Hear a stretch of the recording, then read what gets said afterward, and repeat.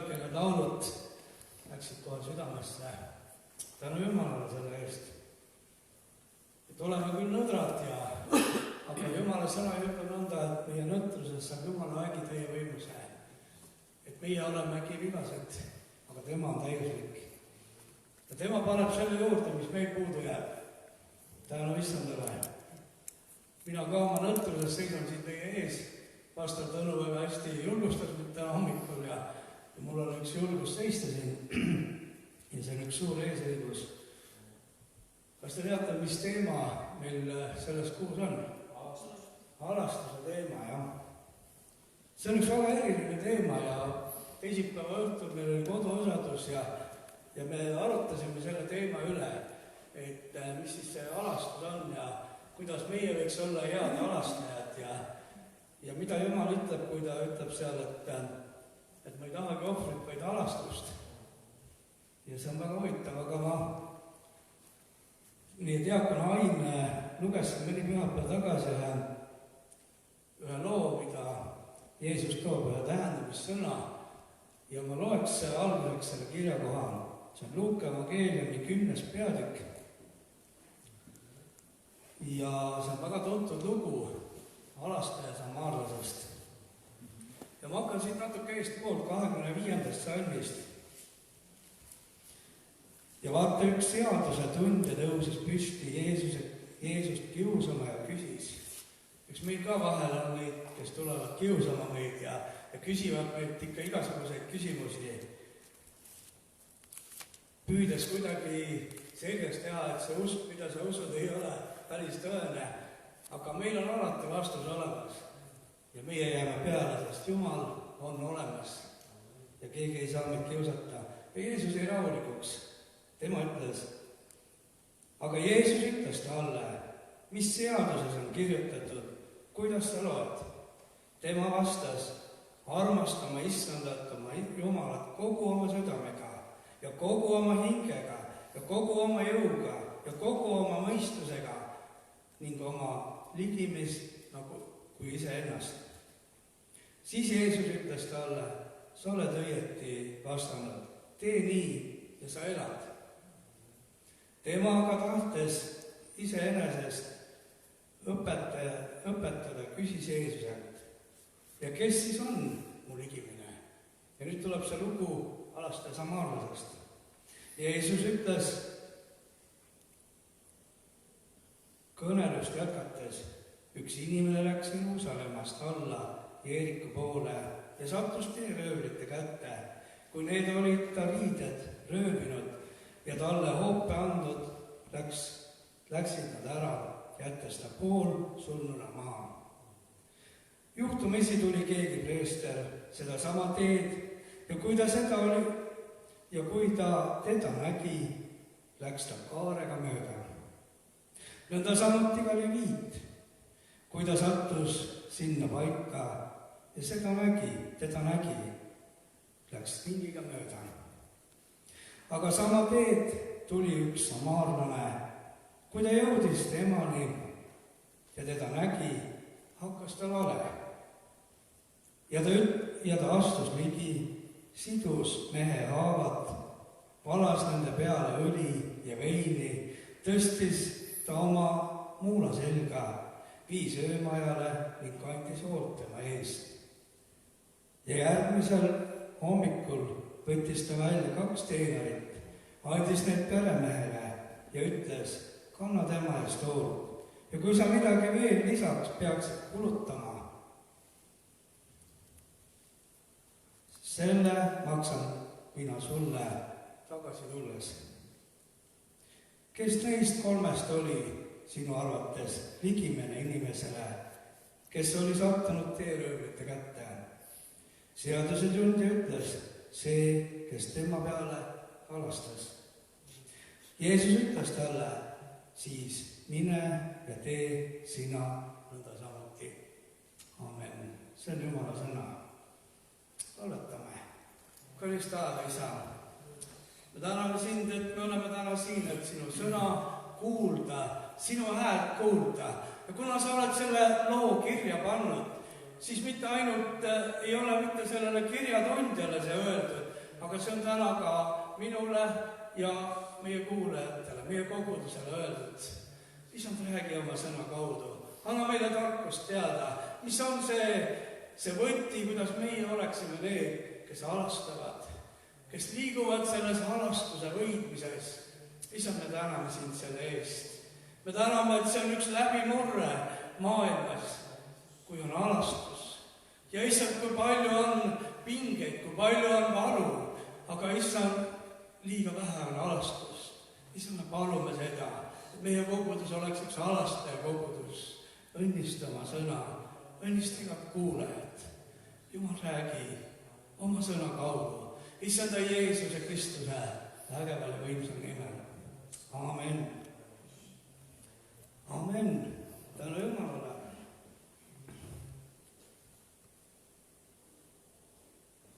Niisiis, see lugu siin räägib sellest, et see oli üks õnneliku lõpuga lugu. Oli ikkagi keegi, kes valas õli tema haavadesse. Oli ikka keegi, kes kandis tema eest hoolt. Ja see mõte, mis siis juhtus selle samaarlase südames, et tema seda tegi. Piibel ütleb, et see 33. salmis, kui ta jõudis temani ja teda nägi, hakkas tal hale. Ja see oli see põhjus. Ta ei küsinud, mis oli juhtunud. Ta ei olnud ka see, kes küsis, et mis seal siis, kes sulle nõnda tegi või ta ei juurelnud selle üle. Ta nägi siin ühte vajadust, ta nägi siin ühte olukorda ja temal hakkas hale meel. Ja tema läks tema juurde, tema aitas teda, tõstis ta üles. Teatavasti me teame seda lugu, et kultuuris juudid ja samaarlased isegi ei rääkinud omavahel mitte midagi. See oli selline nagu vihavaen üksteise vahel. Aga siin oli üks olukord ja siin oli üks vajadus. Ja siin oli üks mees, kes vajas abi ja siin tuli üks samaarlane ja tema aitas teda. Enne seda lugu, kui samaarlane temani jõudis, tuli üks preester. Ma pean seda häbiga ütlema. Tuli üks kristlane. Võib-olla mina olin see, kes tuli ja läks suure kaarega mööda. Ja mul on olnud aegu, kus ma olen mööda läinud ja ma olen tundnud, et Jumala vaim ütleb, et mine ja räägi talle minust. Ja ma olen selle tunde kuidagi maha sorunud ja pannud kõrvale ja mitte seda teinud. Andke Jumal mulle andeks. Aga tuli veel üks inimene, leviit. Teatavasti leviidid olid need, kes ülistasid Jumalat, kes korraldasid Jumala koja teenistuse üle, olid pandud korraldama. Ja tema oleks võinud ka aidata, kui tema läks mööda. Ja Piibel ütleb, et lausa suure kaarega mööda. Ja vahel ka teoloogiliselt me võime ju mõelda nõnda, et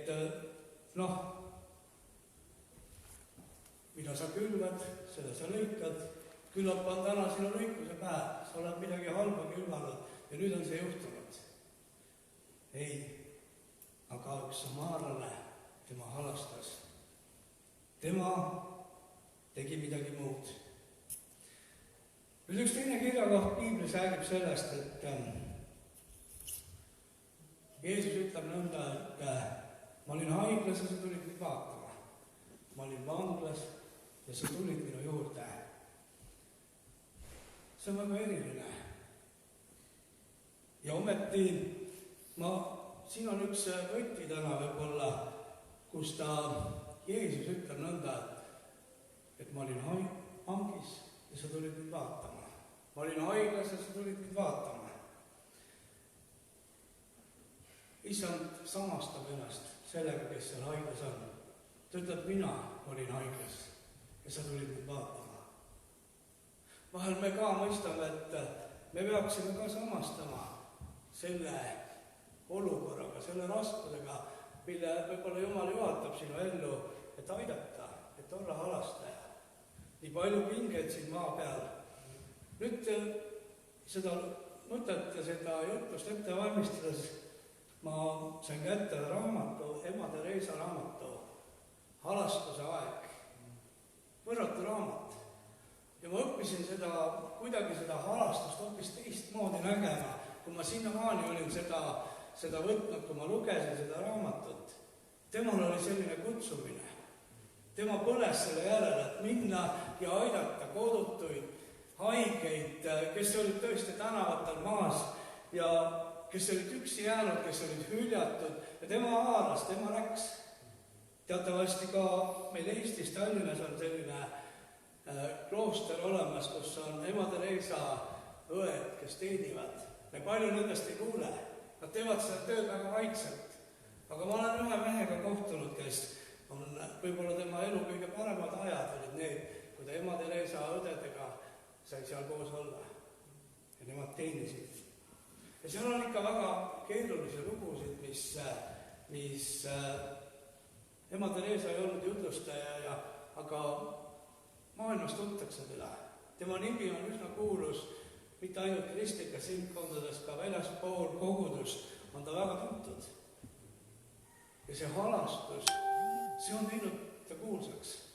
Teate seda, et ta on isegi saanud Nobeli preemia. Ta on käinud Euroopas ja teda pandi siis ka nagu midagi ütlema seal. Siis ta rääkis neid lugusid, mis nad teevad Indias, Kalkutas. Need on väga erilised lood. Mõnda, mis mul jäi meelde, võib-olla räägiks siin. Üks oli selline lugu, kuidas Ema Theresa õed leidsid ühe naise prügikastist. Ta oli veel elus. Ja viisid ta sinna kloostrisse ja kandsid hoolt tema eest. See naine muudkui kordas, et kuidas mu poeg sai mulle nõnda teha? Kuidas mu poeg nõnda sai teha? Aga Ema Theresa, kui ta sellest lugu räägib, see lugu lõpeb sellega, kui see naine sureb. Ta ütleb, ma annan oma pojale andeks. Võimas, imeline. Samamoodi nad leidsid sealt Kalkuta tänavatelt ühe mehe, kelle ussid olid juba poolenisti ära söönud. Ja nad viisid ta sinna kloostrisse. Pesid tema haavad, puhastasid, kandsid tema eest hoolt seal. Ja kui see mees suri, siis tema ütles nõnda, et ma elasin tänavatel nagu loom. Aga ma suren nagu ingel. Ja see osa sellest halastusest. Ja see on väga eriline. Neid lugusid muidugi on hästi palju. Ja mulle jäi meelde ka see mõte, mida Ema Theresa ütleb Euroopa kohta, kui ta käis seda Nobeli preemiat Euroopas vastu võtmas, siis ta ütles, et jah, Euroopa on selline koht, kus ei vajata võib-olla toiduabi. Inimesed ei olegi võib-olla näljas. Aga suurim vajadus Euroopas on see on vajadus armastuse järele. Tõelise armastuse järele. Selle agape armastuse järele. Selle tingimusteta armastuse järele. Selle Jumala armastuse järele. Kui me suudame kuidagi pidi, võib-olla me ei näe neid inimesi tänaval pikali maas, haavades seal. Aga kui me oma vaimu silmas vaatame, siis me näeme võib-olla, nad on sisemiselt seal oma pingetes, oma probleemides ja keegi neid ei armasta. Võib-olla keset neid inimesi, keset oma tööd, oma tegemisi, oma ärisid, aga ta on üksinda seal. Ja Ema Theresa nõnda eurooplaste kohta. Ma sain aru, et mõiste halastus ei ole mitte ainult üks sotsiaalne abi, vaid see on eeskätt ka üks vaimulik abi. Ja see sotsiaalne osa, meil on väga palju häid sotsiaaltöötajaid, kes aitavad, väga südamega teevad. On üks osa, aga sinna juurde kuulub üks vaimulik osa. Ja kõik need, kes, ma usun, kes seal nendest kloostritest, kus Ema Theresa õed on teeninud, läbi on käinud, me kohtame neid taevas. sinna jõudnud, nad on Jumala juures, nad on abi saanud, seda tõelist abi. Meil on osa sellest, et me peaksime pakkuma seda abi. Nüüd ma mõtlen ka selle loo peale, see lugu ei olnud kusagil pallamajas ega kirikus, see lugu oli ühel tänaval, see oli Jeruusalemma ja Jeeriko vahel sündis see lugu. Ma usun ka meie kogudusena, me vajame minna tänavatele, uulitsetele ja me vajame Jumala vaimu juhtimist selleks, et vaimust näha ära need inimesed, kohata neid. Kui sa täna siit kogudusest ära lähed kirikust ja võib-olla sa ei leia mitte kedagi, kes pikali maas oleks tee peal, kui sa koju lähed. Aga kui sa vaimu silmas võid vaadata, sa näed, kuidas inimesed on üsna kurvad, nad on rõhutud, nad on mornid. Ema Theresa õpetus oli ka see, et üks esimene asi, mida ta õpetas oma õdedel, oli see, et nad oleksid rõõmsad, nad naerataksid. Esimene kingitus sellele abivajajale ei olnud mitte see, et mingi füüsiline abi, aga see oli üks naeratus. Et nad oleksid rõõmsad, rõõm issanda, see on ju meie tugevus. Meis on midagi, mis rõõmustab. Ja et kui nad teenisid seal, nad tegid seda suure rõõmuga, suure innuga. Tänu Jumalale.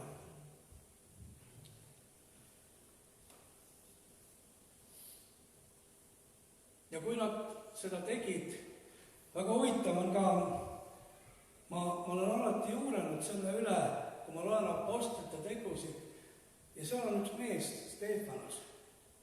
Ja teate, seal oli veel mitmed nimed, mida seal oli kirja pandud, keda apostlid välja valisid, kuna seal oli vaja sotsiaaltööd teha, seal oli vaja riideid jagada või toitu jagada, lesknaiste eest hoolitseda ja apostlid olid nii hõivatud, ja nad tahtsid, Jumal andis neile selguse, et nad peavad valima enda seast mehi, kes võtta, kellele käed peale panna ja õnnista diakoni ametisse.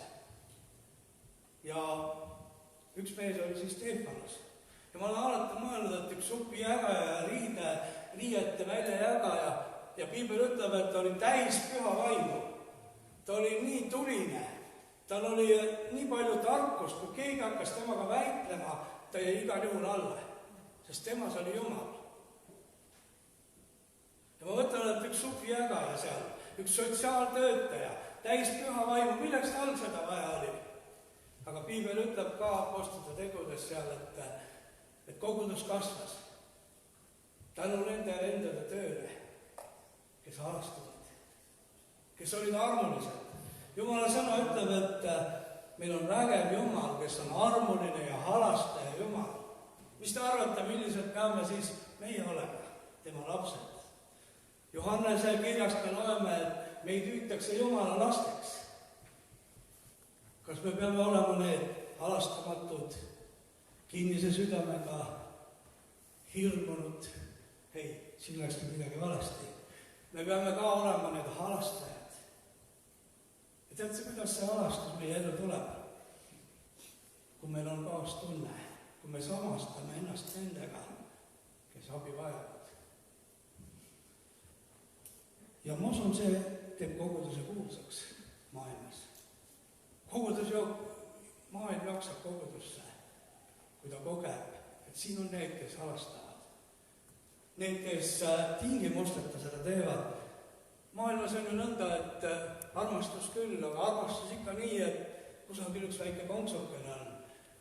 Et ma teen sulle seda sellepärast, et sa teed mulle siis seda. Aga Jumala armastus on see, et tingimusteta ma lihtsalt armastan. Ja see on kõik. Ma ei taha sellest midagi. Aga teate, kui me armastame tingimusteta kedagi, siis tegelikult meie saame üha lisa. Me saame õnnistust. Kui me jagame välja, siis me saame õnnistust. Me saame ise kogeda seda rõõmu. Kui meie oleme saanud kedagi aidata, kellelegi tunnistada, kellelegi rääkida Jeesusest ja ta on hakanud kasvama. Piiskop Märt Vähi ütleb selle kohta, kui Lootuse küla mehed ja naised tunnistavad, et see on minu palgapäev. See on see päev, kus ma kogen, et ma olen millegi hakkama saanud. Ma olen midagi ära teinud. Tänu Jumalale.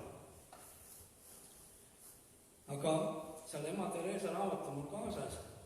Ma palusin Marianat, et ta tuleks ja loeks ühe luuletuse Ema Tereesast. Ole hea, tule. Ja see on väga ilmekas ja hea näide tema teenistusest ja tema teenistusest.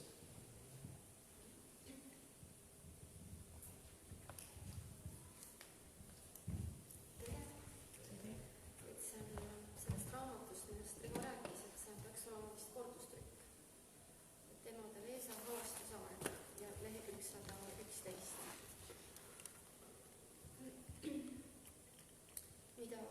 Mida sa iganes teed, kellele tahes mu kõige pisemana vennama. Pealkiri siin, mida iganes sa teed. Kui ma olin näljane, andsid sa mulle süüa. Kui mul oli janu, andsid sa mulle juua.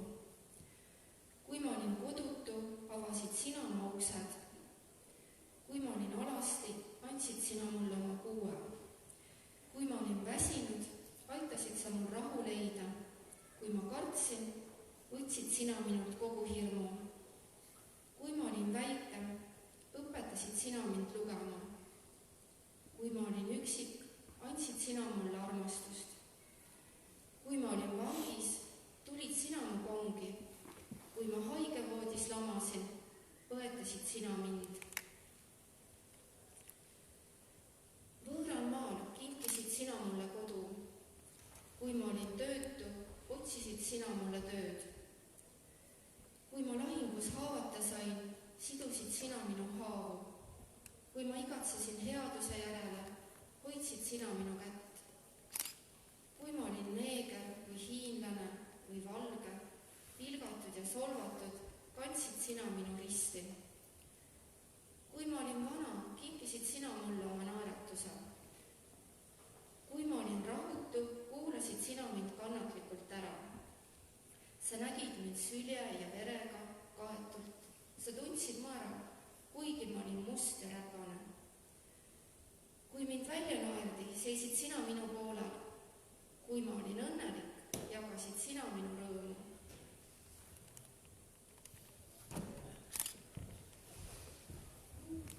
Aitäh! See on huvitav, kuidagi seda luuletust kuulates tegelikult, kui väga Jumal tegelikult armastab neid, kes on probleemides ja ta samastab ennast nendega.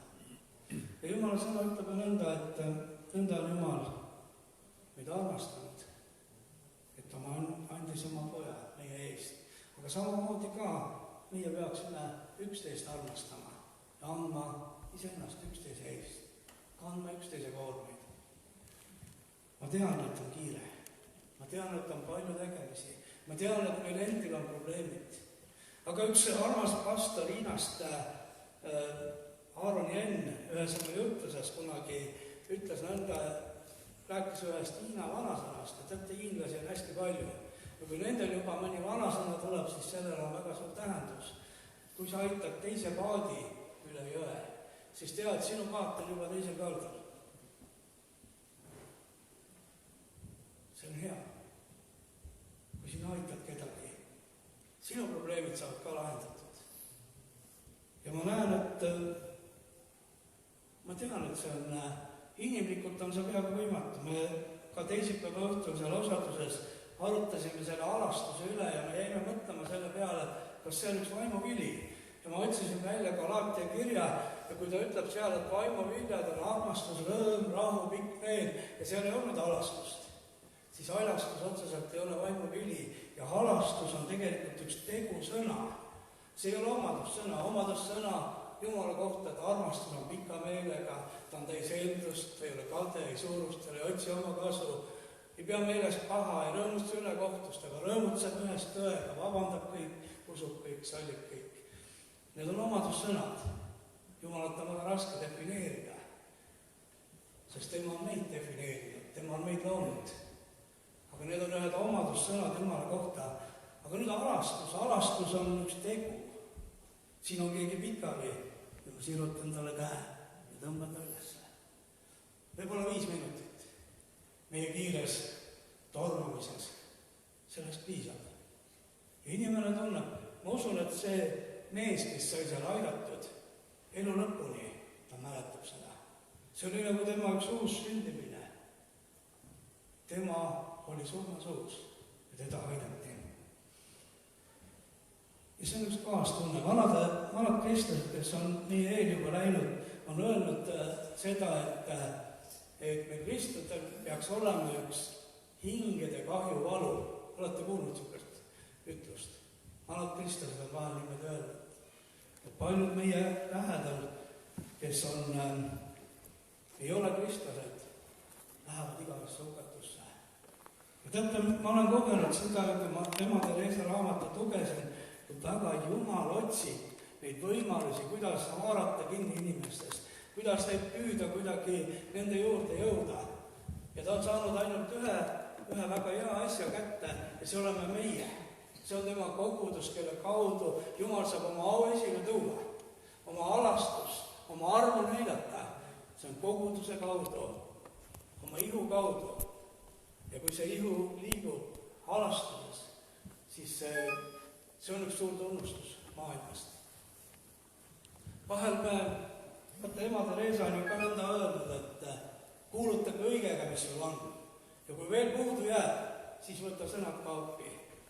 Ma olen hakanud viimasel ajal väga juurdama ja mõtlema selle üle, kui ta nõnda ütleb.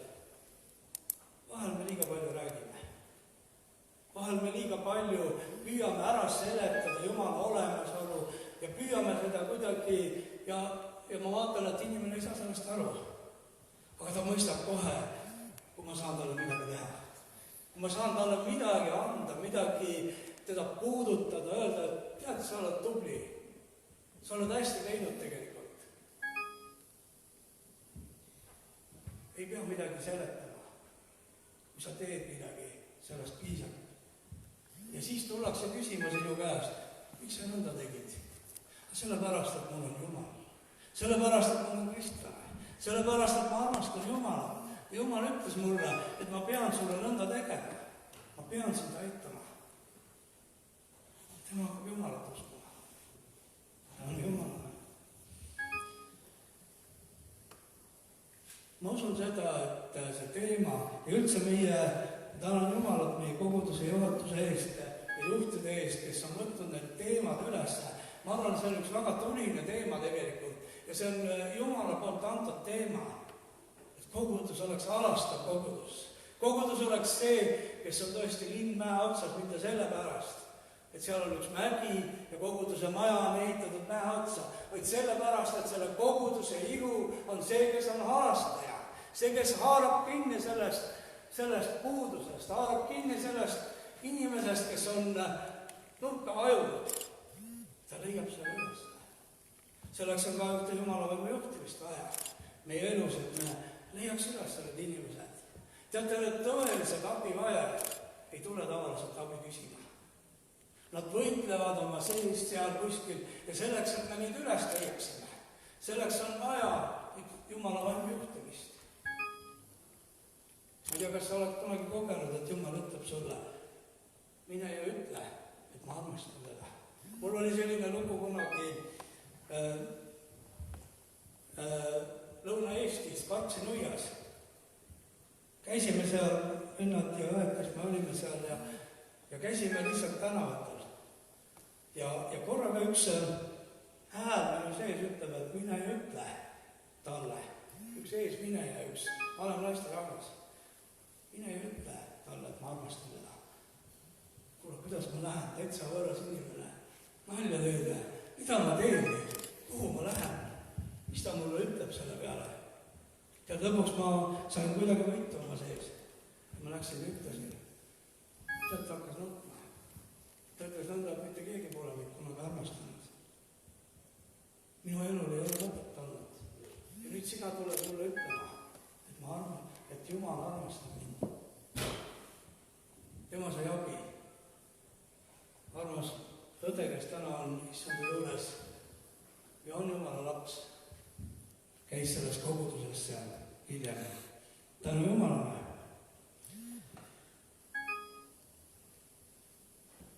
nii et see halastus iseenesest ei ole üks sotsiaaltöö, aga see on üks osa sotsiaaltööd ka.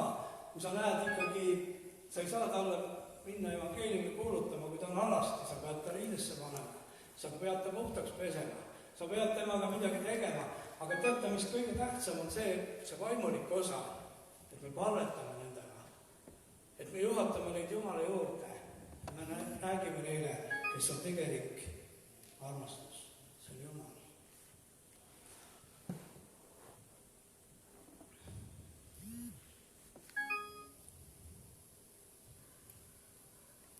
Tänu Jumalale. Ma usun, et sellega ma tõmbaksin otsad kokku ja ma selgelt kogen seda püha vaimu läbi, et sellel mõistel halastus on väga suur tähendus koguduse jaoks.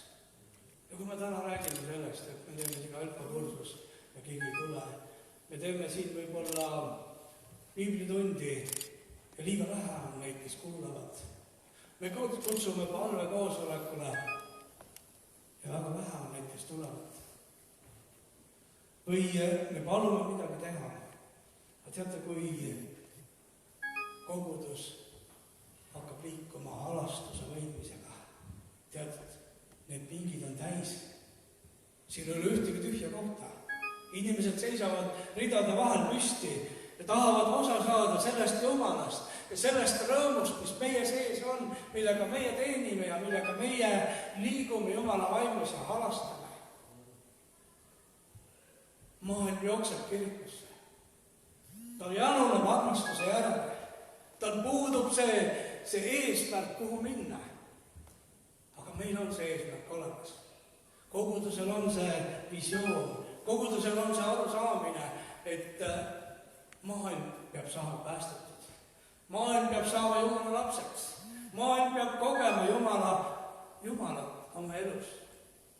Me vahel oleme ka kuidagi jäänud kinni ja võib-olla püha vaimu täitumist on uuesti vaja. Võib-olla ühte püha vaimu ristimist, püha vaimu kastmist on uuesti vaja. Ühte Jumala vaimu liikumist meie elus jälle uuesti vaja, mis äratab meid kuidagi üles ja näitab meile seda, mis on see, mida kaudu maailm saab päästetud. Liiga palju teooriat, liiga vähe praktikat. Liiga vähe on seda välja minemist. Ma olin pastor Leevo Raasikuga kunagi Oslos ühes koguduses, päris suures koguduses.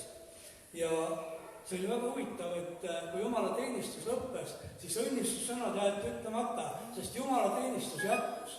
Bussid olid ukse ees, mindi haiglatesse, mindi hooldekodudesse, mindi tänavatele, inimesed läksid bussidesse ja viidi neid. Jumala teenistus jätkus. See oli minu jaoks täitsa müstiline, kui ma sellist asja nägin. See oli vägev. Amen, aga ma ei taha midagi nii öelda, et me ei ole halastajad. Me oleme väga palju halastust kogenud ise ja me oleme väga palju ka halastanud ise. Aga ma saan ainult enda kohta öelda, ma tihti peale olen sellest pikali olijast mööda läinud. Liiga tihti. Ma olen olnud isekas. Ma olen olnud ainult ise endale, oma olukorra peale. Võidelnud oma olukorra sees ja põlenud sellega ja hüüdnud Jumala poole ja nägemata seda, mis kõrval sünnib. Mis kelleski teises juhtub, et teda aidata. Ma usun seda, et me oleme tegelikult olnud halastajad, aga me saame olema veel palju võimsamad halastajad. Ja see on üks võti, mis keerab kiriku ukse lahti.